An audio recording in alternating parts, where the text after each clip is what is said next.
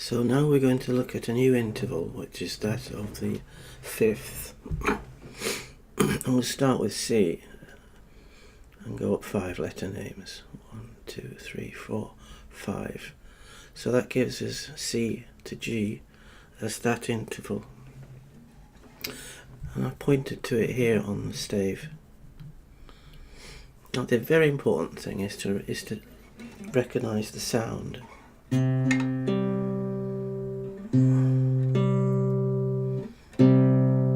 It's a very bare sound. We're going to add that interval on top of our major third interval there. Here's the major third, remember? Here's the fifth. And here is where we add them all together.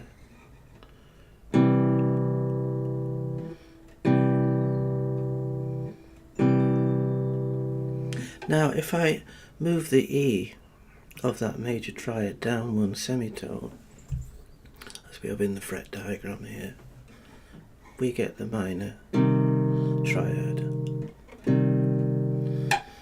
Major, minor. A key point to notice though is that in both cases the G is the same.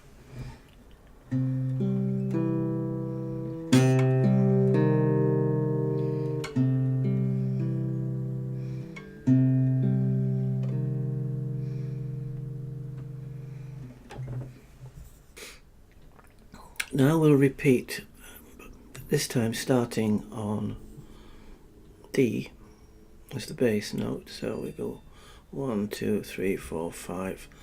The fifth up from D is A.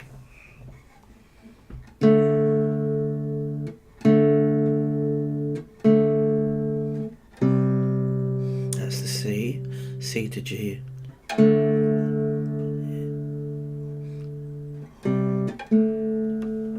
So that's the D to A. So let's do that. Repeat what we did on the C. That's D to F. D to A. Put them together, and we get the D minor triad here.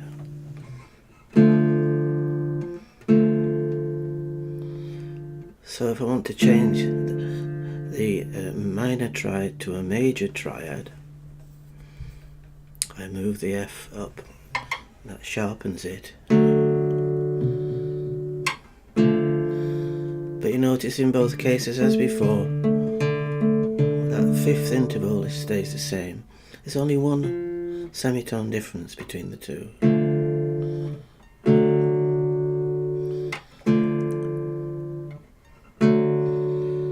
So as well as looking at the stave and looking at the fretboard, it's really important to listen and get to understand. So let's move on to E now. E, F, G, A, B. So E to B is the fifth.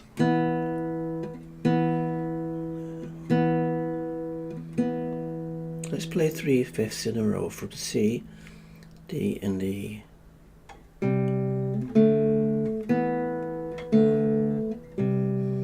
It's a very distinctive sound.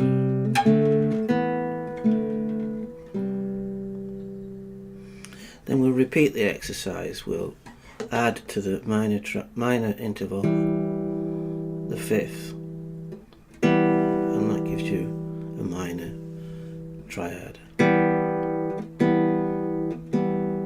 And as we did before, if we want to make it a major triad, we will sharpen the G.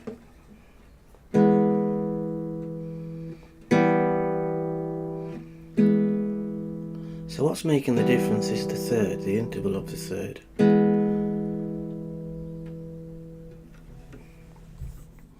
Right, on to F. You'll be getting the idea now. F to C.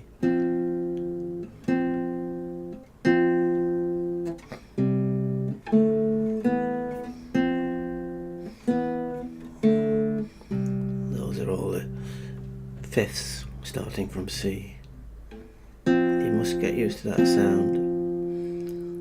Now I'll put that on top of the major triad here, major interval, sorry, and we end up with a major triad.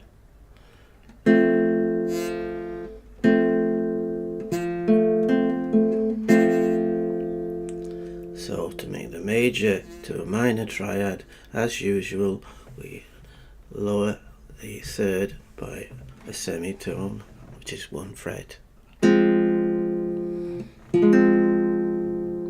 Major, minor.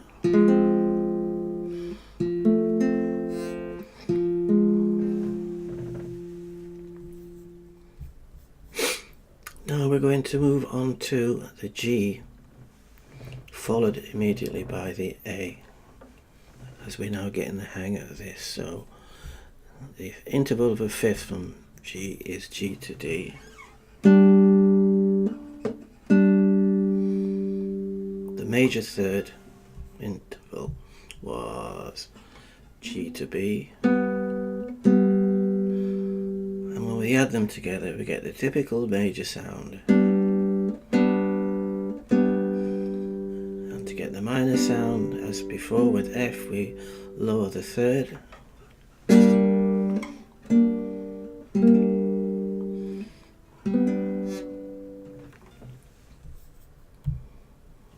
A. The interval of a fifth from A is A to E.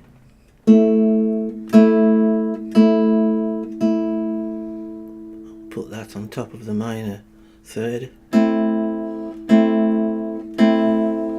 the A minor triad. And to make that a major triad, we raise the C by a fret.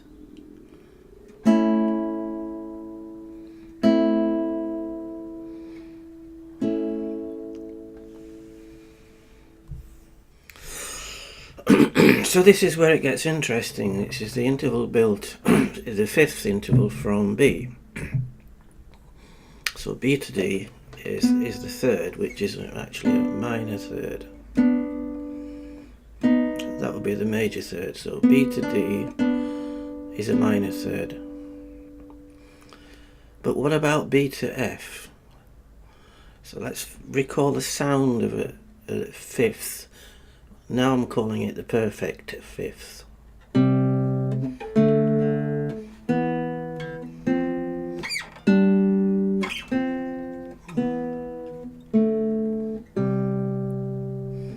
That's the sound of the fifth we've been using before. How about this though?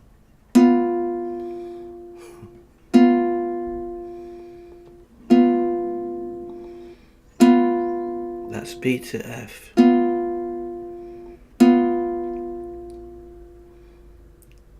What's happened there? Well, let's play this.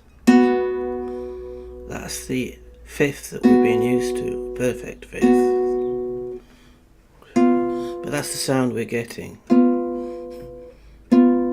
which is kind of freaky at first, and that's called a diminished fifth because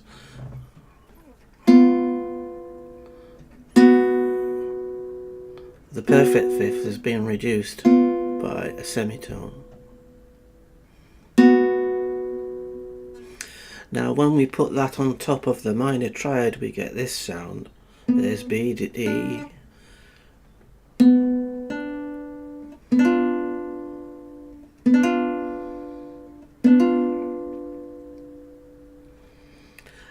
And that is a very interesting sound, and you'll hear it all the time, but it's part of the chord built on the G.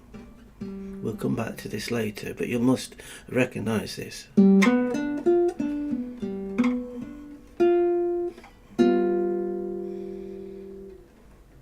But anyway, that's the diminished fifth. So now let's play those triads, this time on the piano. I know it's a guitar course, but the piano sounds quite more clear on the computer generated sound. So, and it's an exercise anyway in listening. So major, minor, major, major, minor, diminished, major. Let's do that again. Major.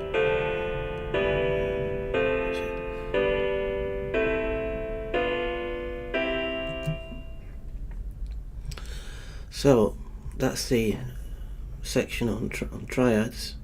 The next section after this one will be on note values, note durations. That will be followed by how we take the triads and build chords from them.